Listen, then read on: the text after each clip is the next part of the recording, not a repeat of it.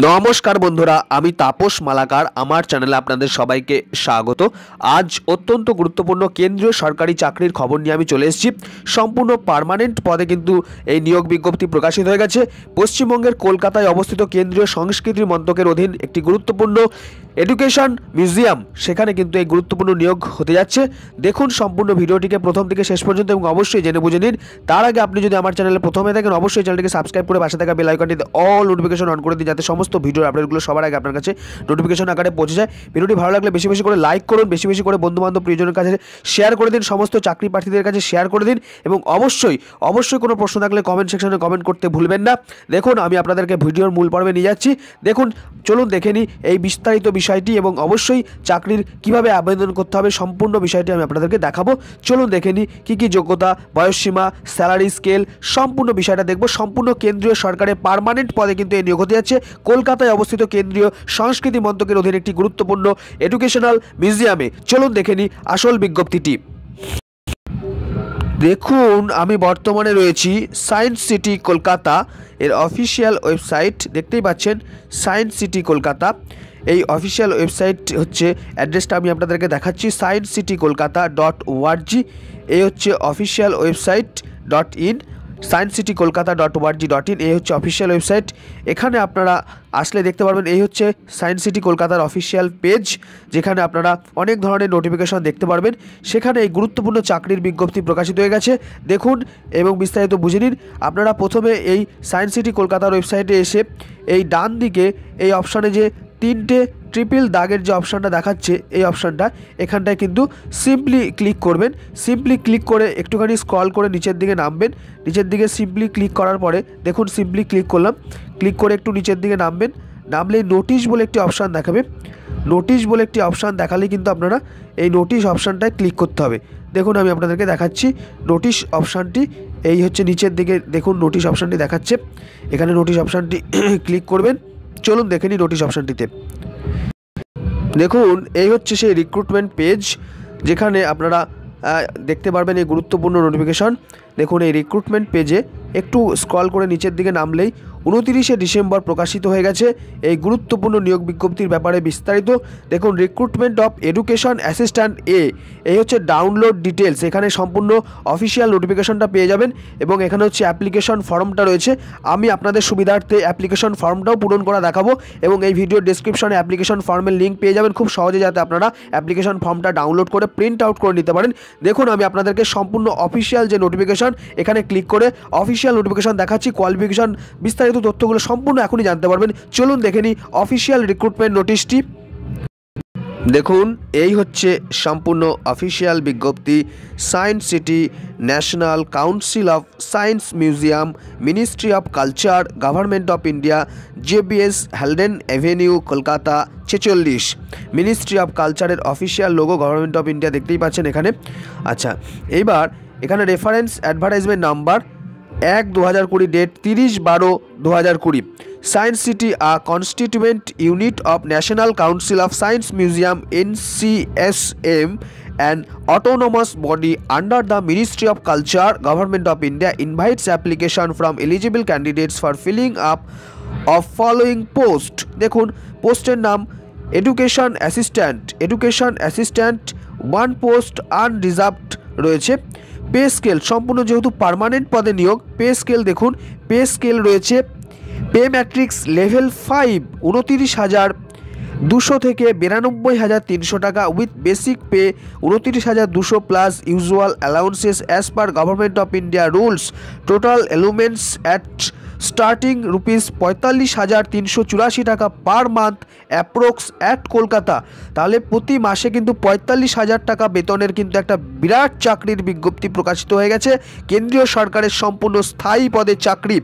দেখুন কি যোগ্যতা লাগবে এখন বলছে কোয়ালিফিকেশান। দেখুন কি বলছে, bachelors degree in science with physics and combination of any 2 subject, which chemistry, mathematics, electronics, computer science, astronomy, geology and statistics.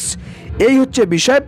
Science শাখার কিন্তু ব্যাচেলার ডিগ্রি লাগবে, যে বিষয়গুলো বললো সেখানে, অথবা দেখুন bachelor degree in science with chemistry and combination of any two subjects, which zoology, botany, biology, environmental science, biotechnology and molecular biology from a duly recognized university। তাহলে এই হচ্ছে qualification. Age limit not more than 35 years as on 31/1/2021। 31/1/2021 হিসাবে 35 বছরের বেশি নয়। Upper age limit is relaxable for the reserve category as per government of India rules. Application fee দেখুন, application করার জন্য 200 টাকা অ্যাপ্লিকেশন ফি লাগছে। আর SC ST ex serviceman, physically challenged person and women candidates অর্থাৎ মহিলা প্রার্থীদের ক্ষেত্রে এবং SC ST ex serviceman, physically চ্যালেঞ্জদের কোনো রকমের অ্যাপ্লিকেশন ফি লাগবে না। তারা সম্পূর্ণ বিনামূল্যে কিন্তু এই সরকারি চাকরির আবেদন করতে পারবেন, কেন্দ্রীয় সরকারি চাকরি। আচ্ছা, mode of payment of application fee আর non refundable fee of ₹200 only shall be remitted to the bank account of Science city Kolkata, particulars of which are as under. আচ্ছা, কীভাবে টাকাটা জমা করতে হবে দেখুন, ব্যাঙ্ক নেম, ব্যাঙ্কের account number, account types, IFSC code আছে, এমআইসিআর কোড, ব্রাঞ্চ অ্যাড্রেস রয়েছে। এখানে কিন্তু 200 টাকা রেমিটেন্স করতে হবে, রেমিটেন্ট করতে হবে। Candidates are advised to mandatorily submit a copy of e-generated receipt along with their application as a documentary proof of payment। অর্থাৎ অনলাইনে কিন্তু আপনারা এই অ্যাকাউন্টে 200 টাকা পাঠাবেন, রিসিপ্টটা রাখবেন, সেটা অ্যাপ্লিকেশন ফর্মের সঙ্গে কিন্তু জমা করতে হবে। অথবা দেখুন আরেক পদ্ধতিতে দেওয়া যাবে, সেটা হচ্ছে যে a non-refundable fee of 200 only in the form of demand draft from a nationalized bank drawn in favor of Science City Kolkata, payable at Kolkata, and the same shall be attached with the original application। অর্থাৎ demand ড্রাফটের মাধ্যমেও কিন্তু science city Kolkata এই নামে demand ড্রাফটটা কাটতে হবে, তাহলেও কিন্তু application fee জমা দেওয়া যাবে এইভাবে। মেথড অফ রিক্রুটমেন্ট, এবার দেখুন চাকরিটা কিভাবে আপনারা জয়েন হতে পারবেন বা এই চাকরিতে যোগদান করতে পারবেন। Recruitment shall be on the basis of performance in written test and communication skill test. অর্থাৎ লিখিত পরীক্ষা এবং কমিউনিকেশন স্কিল, কথা বলার যোগ্যতা কতটা রয়েছে এই বিষয়ে সেইটার উপরে ভিত্তি করেই কিন্তু নিয়োগ প্রক্রিয়া সম্পন্ন হবে। আর এই পদের জন্য কী ধরনের কাজ রয়েছে দেখুন, conducting educational programs including demonstration lectures in and outside museum, helping curators and education officers in development of teaching aids, visitors, research, publicity, public relation and other programs, programming for mobile science exhibition। অর্থাৎ science সিটিতে যে ধরনের কাজকর্ম হয় সেখানে আপনাকে education অফিসারকে সহায়তা করতে হবে, কিউরেটরকে সহায়তা করতে হবে, বিভিন্ন রকমের ভিজিটর যারা আসবে তাদের সঙ্গে কথাবোধন করতে হবে। ঠিক আছে, এই ধরনের দারুণ ধরনের সমস্ত কাজ কিন্তু এই আপনাদের এই জবের কিন্তু প্রোফাইল জব রিকোয়ারমেন্ট। এবার দেখুন জেনারেল টার্মস অ্যান্ড কন্ডিশন। এক্ষেত্রে দেখুন কি বলছে, the duly field in application in prescribed format along with self-attested copies of certificates and testimonials should reach Science City, JBS, Halden Avenue, Kolkata 46, latest by 31/1/2021, address to Director Science City। অর্থাৎ এই যে অ্যাড্রেসটির কথা বলা হলো সেখানে application form, সেখানে demand draft বা application fee, অনলাইনে যদি পেমেন্ট করেন সেই চালান, সেগুলো সমস্ত কিছু কিন্তু সেলফ অ্যাটেস্টেড কপি নিয়ে কিন্তু 31/1/2021 মধ্যে পাঠাতে হবে। এই যে অ্যাড্রেসটা বলা হলো হ্যালডেন অ্যাভিনিউ, কলকাতা 46-এ সায়েন্স সিটির যে অফিসিয়াল যে অ্যাড্রেস সেখানে। 2 নম্বর বলছে application sent through email or not in the approved form will not be considered. অর্থাৎ অন্য কোনোভাবে পাঠালে, ইমেল টিমেল করলে, এইসব করলে কিন্তু অ্যাপ্লিকেশন বাতিল হয়ে যাবে। 3 নম্বর বলছে the envelope containing application must be superscribed application for the post of education assistant A at science city Kolkata. এটা কিন্তু খামের ওপরে এই কালো অংশ যে লেখাটা রয়েছে এটা কিন্তু পরিষ্কার করে লিখতে হবে, বোল্ড আকারে যেটা লেখা রয়েছে, application for the post of education assistant A at science city Kolkata. এই কথাটা কিন্তু খামের ওপরে বড় বড় করে মেনশন করে দিতে হবে। 4 নম্বর বলছে candidates should satisfy themselves that they meet all requirement, অর্থাৎ সমস্ত যোগ্যতা পূরণ করছেন সে সমস্ত কিছু এখানে কিন্তু বলা হচ্ছে, সেটা কিন্তু ক্যান্ডিডেটকে জানতে হবে, নাহলে পরবর্তীতে ক্যান্ডিডেচার ক্যান্সেলড হয়ে যাবে। 5 নম্বর বলছে candidates already work in government semi government public sector undertaking and autonomous organisation must apply through proper channel. কেউ যদি সরকারি কর্মচারী হয়, সে রাজ্য হোক কেন্দ্র হোক, তাকে কিন্তু প্রপার চ্যানেলে পাঠাতে হবে। আর হচ্ছে দেখুন 6 নম্বর ক্যান্ডিডেট চলছে the selected incumbents are liable to be transfer to any science museum centre under the control of national council of science museum NCSM anywhere in India, অর্থাৎ সারা ভারতবর্ষব্যাপী কিন্তু সার্ভিস লায়াবিলিটি থাকবে। অর্থাৎ শুধুমাত্র প্রথম হয়তো কলকাতায় পোস্টিং পেলেন, পরবর্তীতে যদি মনে করে দিল্লিতে আপনাকে পাঠাবে, তাহলে কিন্তু দিল্লিতে পাঠাতে পারে, কারণ আপনি কিন্তু কেন্দ্রীয় সংস্কৃতি মন্ত্রকের একজন কর্মচারী হয়ে যাবেন। আপনি সারা ভারতবর্ষের কিন্তু সমস্ত জায়গার কিন্তু আপনার পোস্টিং হতে পারে। The selected candidates will be governed by the new pension scheme NPS and also entitled to facilities like LTC, medical facility etc. as adopted by NCSM from time to time, অর্থাৎ সম্পূর্ণ একজন কেন্দ্রীয় সরকারি কর্মচারী যে ধরনের সুবিধা, যে ধরনের পেনশন ইত্যাদি পান, সেগুলো সবই আপনারা পাবেন। Canvassing in any form on or bringing in any influence, political or otherwise, will be treated as a disqualification, অর্থাৎ সমস্ত কোনো রকম প্রভাব খাটানো গেলে কিন্তু ক্যান্সেল হয়ে যেতে পারে candidature. Application received after due date due to postal deal or any other reason will not be entertain, অর্থাৎ দেরি করে যদি অ্যাপ্লিকেশন চলে আসে তাহলে কিন্তু সেটা বাতিল হয়ে যাবে। আচ্ছা, interim inquiry will not be entertain, আর কোনো রকমের ইনকোয়ারি করার কোনো প্রয়োজন, এখানে সমস্ত কিছু বোঝানো হয়েছে। The director science city reserve the right two cancel the recruitment without assigning any reason, এই হচ্ছে ব্যাপার, যে কোনো সময় ক্যান্সেল করতে পারে যদি কোনো রকমের প্রবলেম হয়। The decision of Science city Kolkata shall be final in any matter regarding recruitment, এই হচ্ছে বিষয়। এই হচ্ছে সম্পূর্ণ 3 পাতার কিন্তু রিক্রুটমেন্ট নোটিশ প্রকাশিত হয়ে গেছে। এবার আমি আপনাদেরকে নিয়ে যাব অ্যাপ্লিকেশন ফর্মে, এবং অ্যাপ্লিকেশন ফর্মটা কিভাবে পূরণ করতে হবে, সম্পূর্ণ অ্যাপ্লিকেশন ফর্ম পূরণটা স্টেপ বাই স্টেপ এবং কি কি ডকুমেন্টের সঙ্গে অ্যাটাচ করতে হবে সম্পূর্ণটা জেনে নিন এই ভিডিওর মাধ্যমে। চলুন দেখে নিই অ্যাপ্লিকেশন ফর্ম পূরণটি। এই হচ্ছে অ্যাপ্লিকেশন ফর্ম, দেখতেই পাচ্ছেন science city national council of science museum NCSM। এখানে প্রথমে স্পেস ফর অ্যাফিক্সিং পাসপোর্ট সাইজ, এখানে একটা ফটো লাগাবেন পাসপোর্ট সাইজ। এখানে যে আপনারা 200 টাকা পাঠাচ্ছেন যে ব্যাংকের মাধ্যমে যে অ্যাপ্লিকেশন ফি হিসেবে, সেটার এখান থেকে যদি অনলাইনে করেন তাহলে ট্রান্সফার তার ট্রানজ্যাকশান রেফারেন্স নাম্বার, আর যদি ডিমান্ড ড্রাফটের মাধ্যমে করেন তাহলে ডিমান্ড ড্রাফট এবং সে যে ব্যাংকে করেছেন তার নাম এবং ব্রাঞ্চের নাম। এই হচ্ছে বিষয়। Form of application for the post of education assistant A, application for the post of education assistant A unreserved at science city Kolkata in pay matrix level 5 with basic pay 29,200 against advertisement number 1/2020, closing date 31/1/2021, যেগুলো আগেই বলা হয়েছে সেটা এখানে লেখা আছে। এখানে বলছে 1 নম্বরে name in full in block letter, এখানে একটা ব্লক লেটারে আপনার কিন্তু নাম লিখতে হবে। ধরুন আপনার নাম যদি সুস্মিতা হয় তাহলে SUSMITA, এইভাবে পুরোটা কিন্তু ব্লক লেটারে কিন্তু লিখতে হবে। আর যদি টাইটেল যা হবে সেটা ওখানে লিখবেন, একটুখানি জায়গা মধ্যে কিন্তু সম্পূর্ণটা ব্লক লেটারে লিখবেন। অ্যাড্রেস লিখবেন, পার্মানেন্ট অ্যাড্রেস, প্রেজেন্ট অ্যাড্রেস যদি সেম হয় তাহলে তাও পুরোটা করেই লিখে দেবেন।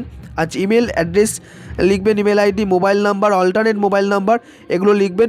ডেট অফ বার্থ লিখবেন, attach self attested DOB proof কিন্তু দিতে হবে, এখানে কিন্তু ডেট অফ বার্থটা লিখবেন। আচ্ছা, বয়স 31/1/2021 হিসেবে কত হচ্ছে সেটা কিন্তু ক্যালকুলেশন করে দেখবেন, সেখানে কিন্তু সেই বয়সটা লিখবেন। ম্যারিটাল স্ট্যাটাস, ম্যারিড না আনম্যারিড সেটা লিখবেন। ফাদার্স হাজব্যান্ডস নেম সেখানে লিখতে হবে। অ্যাড্রেস লিখতে হবে তাদের। Occupation if dead give last address, ঠিক আছে, তার চাকরি বা কী করেন সেটা লিখতে হবে। ইফ রিটায়ার্ড তাহলে গভর্নমেন্ট সার্ভিস, সেখানে বিষয়টা লিখতে হবে। এখানে মাদার্স নেম লিখতে হবে, অ্যাড্রেস লিখতে হবে মায়ের, অকুপেশন লিখতে হবে কী কাজ করেন সেটা লিখতে হবে। যদি হাউস ওয়াইফ হয় তাহলে হাউস ওয়াইফ লিখতে হবে, যদি টিচার হয় তাহলে টিচার লিখতে হবে, যদি ডক্টর হয় ডক্টর লিখবেন। আচ্ছা, তারপরে 7 নম্বর হচ্ছে are you are citizen of India by birth and or by domicile, আপনি কি জন্মগতভাবে এখানকার নাগরিক বা নাগরিক কীভাবে হয়েছেন সেটা এখানে, যদি বার্থ হবে সাধারণত তাহলে বার্থ লিখবেন, আর যদি ডোমিসাইল অর্থাৎ এখানে স্থায়ী বাসিন্দা হিসেবে অনেক দিন থেকে তাহলে সেটা লিখবেন এখানে বার্থ অথবা ডোমিসাইল। আচ্ছা, বি হচ্ছে a person having migrated from Pakistan or any other, সেসব যদি হয় পাকিস্তান থেকে যদি আসেন বা এরকম কিছু, তাহলে এখানে ইয়েস অর নো লিখতে হবে। সেখানে কিন্তু এখানে তথ্যটা কিন্তু জানতে চাইছে। এসসি এসটি হলে সেটা এখানে লিখবেন। আচ্ছা, ইজ ইয়োর ফাদার, এবার বাবার কোথাকার বাসিন্দা, ভারতের না অন্য কোথাও থেকে এসছে, সেই বিষয়টা এখানে লিখতে হবে। আচ্ছা, 10 নম্বর হচ্ছে স্টেট ইউর রিলিজিয়ন, ধর্ম কি, are you an Anglo Indian, যদি আপনি অ্যাংলো ইন্ডিয়ান বা এখানে অ্যাংলো ইন্ডিয়ান বলতে যেটা বোঝায় মানে ভারতীয়, পার্মানেন্টলি ভারতীয় নয়, বাবা মা সূত্র থেকে হয়তো ভারতীয় পেয়েছেন কিন্তু হয়তো বিদেশি একটা সূত্র রয়েছে, আপনার মা অথবা বাবা হয়তো বিদেশি, সেই হিসাবে সেরকম কিছু থাকলে সেটা অ্যাংলো ইন্ডিয়ান। সেরকম যদি হয় তাহলে ইয়েস নো লিখতে হবে। ফিজিক্যালি চ্যালেঞ্জড কিনা সেটা লিখবেন, এক্স সার্ভিসম্যান কিনা সেটা লিখবেন। আচ্ছা, এবার দেখুন 11 নম্বরে বলছে particulars of examination past and degree and technical qualification obtained at the university, সমস্ত অ্যাটাচ সেলফ অ্যাটেস্টেড টেস্টিমোনিয়াল, সমস্ত এডুকেশনাল কোয়ালিফিকেশান কিন্তু দিতে হবে। এখানে পরপর কিন্তু লিখবেন, আপনার হাইয়েস্ট কোয়ালিফিকেশান থেকে লেখা শুরু করবেন, এক্সামিনেশন ডিগ্রি, বোর্ড কত পার্সেন্টেজ, কোন ক্লাস, কোন কবে পাস করেছেন, কী মেজর সাবজেক্ট ছিল, এখানে কিন্তু ছোটো ছোটো করে সুন্দর করে সাজিয়ে লিখবেন। আচ্ছা, এবার হচ্ছে পার্টিকুলার্স অফ প্রফেশনাল টেকনিক্যাল, কোনো টেকনিক্যাল কোয়ালিফিকেশান, কম্পিউটার বা আলাদা কিছু যদি থাকে সেই সব বিষয় এখানে লিখবেন। এক্সপিরিয়েন্স, যদি কোনো কাজের অভিজ্ঞতা থাকে তাহলে এই 13 নম্বর কলমটা পূর্ণ করে দেবেন, সমস্ত বিষয়টা এখানে রয়েছে। আচ্ছা, তারপরে হচ্ছে 14 নম্বর রয়েছে আর ইউ গভর্নমেন্ট সার্ভেন্ট কিনা, সেটা এখানে লিখবেন ইয়েস অথবা no. Are you willing to accept the minimum initial pay offer, যেখানে বলছে ইয়েস, অবশ্যই ইয়েস করতে হবে এখানে। আচ্ছা, whether any of your relative is working in NCSM, তাহলে এখানে লিখতে হবে, যদি আপনার কোনো পরিচিত যদি এখানে চাকরি করে থাকেন এই সায়েন্স মিউজিয়ামে, তাহলে এখানে লিখতে হবে। আচ্ছা, what language including Indian language can you read, write or speak, সমস্ত কী ভাষা আপনি জানেন সেগুলো এখানে লিখতে হবে, বাংলা, হিন্দি, ইংলিশ, সমস্ত কিছু এখানে লিখতে হবে। 18 নম্বর হচ্ছে are you willing to work anywhere in India, আপনি কি সারা ভারতে যে কোনো জায়গায়, অবশ্যই আপনাকে ইয়েস করতে হবে, কারণ আপনার সার্ভিস লায়াবিলিটি হচ্ছে সারা ভারতবর্ষব্যাপী, ইয়েসটা লিখতেই হবে এখানে। তাহলে আপনি কিন্তু ওদের কাছে অনেকটা নিশ্চয়তা পাবেন যে হ্যাঁ এনাকে নিলে ইনি সারা ভারতে চাকরি করতে আগ্রহী রয়েছে। আর নো লিখলে তাহলে তো একটা ডিসকোয়ালিফিকেশন হয়ে যেতে পারে, ইন্টারভিউতে কিন্তু এটা ক্যান্সেল হয়ে যেতে পারেন। আচ্ছা, 19 নম্বর হচ্ছে লিস্ট অফ এনক্লোজার, যা যা ডকুমেন্ট এখানে দিচ্ছেন সমস্ত এখানে নাম লিখবেন, 1 2 3 4 5 6 করে সিরিয়াল রয়েছে। আপনার এখানে date of birth, age proof, হ্যাঁ আপনার educational qualification, caste certificate, experience certificate, government servant হলে সেখানকার NOC ইত্যাদি সমস্ত কিছু এখানে কিন্তু দিতে হবে। আচ্ছা, এবার দেখুন এখানে হচ্ছে ক্যান্ডিডেট হচ্ছে সিগনেচার অফ ক্যান্ডিডেট, এখানে একটা সিগনেচার করে দিতে হবে, এখানে কবেকার ডেটে সিগনেচার করছে সেই ডেটটা লিখতে হবে। ক্যান্ডিডেট অলরেডি এমপ্লয়েড, এই যে বললাম যে হেড অফ দ্য অফিস থেকে এই NOCটা নিতে হবে, যদি কেউ সরকারি চাকরি করে থাকেন অলরেডি তাহলে কিন্তু তার এখান থেকে এরকম এই ফরম্যাটে NOC নিতে হবে। আর এটাকে এইভাবে তখন কিন্তু থ্রু প্রপার চ্যানেলে সেই গভর্নমেন্ট অফিস থেকে কিন্তু এখানে আসবে চিঠিটা, ক্যান্ডিডেট কিন্তু নিজে পাঠাবেন না। এই হচ্ছে বিষয়, এখানে তার অফিস থেকে পাঠাবে, তার ফাইল নাম্বার, ফরওয়ার্ড কোথা থেকে করছে, ডেট, নেম, সিগনেচার, ডেজিগনেশন, এগুলো সব লিখতে হবে। যদি সে সরকারি কর্মচারী, যদি কোনো সেন্ট্রাল গভর্নমেন্টই হোক বা রাজ্য সরকারের কোনো কর্মচারী হোক তাহলে এটা দিতে হবে, আর না হলে কিন্তু এই জায়গাটা আপনি স্ট্রাইক করে দিতে পারেন পেন দিয়ে, অথবা এরকম ফাঁকায় রাখতে পারেন, কোনো অসুবিধা নেই। এই হচ্ছে ফর্ম, এই ফর্মটা আপনাদেরকে দেখানো হলো সম্পূর্ণটাই। কোনো অসুবিধা হলে কমেন্ট সেকশানে কমেন্ট করে জানাতে পারেন। আর এরকমই লেটেস্ট তথ্য সমৃদ্ধ ভিডিও, সম্পূর্ণ অফিসিয়াল নিউজ, অফিসিয়াল চাকরির খবর, সম্পূর্ণ বিষয় অবশ্যই চ্যানেলটিকে সাবস্ক্রাইব করে রাখতে পারেন এবং পাশে থাকা বেল আইকনটিতে অল নোটিফিকেশন অন করে রাখুন, যাতে সমস্ত আপডেটগুলো সবার আগে আপনার কাছে পৌঁছে যায়। এই হচ্ছে আজকের বিষয়। নমস্কার, ধন্যবাদ। এরকমই লেটেস্ট তথ্য সমৃদ্ধ আপডেটগুলো সবার আগে আপনার কাছে পৌঁছে যাবে যদি আপনি সাবস্ক্রাইব করে রাখেন এবং অল নোটিফিকেশন অন করে রাখেন।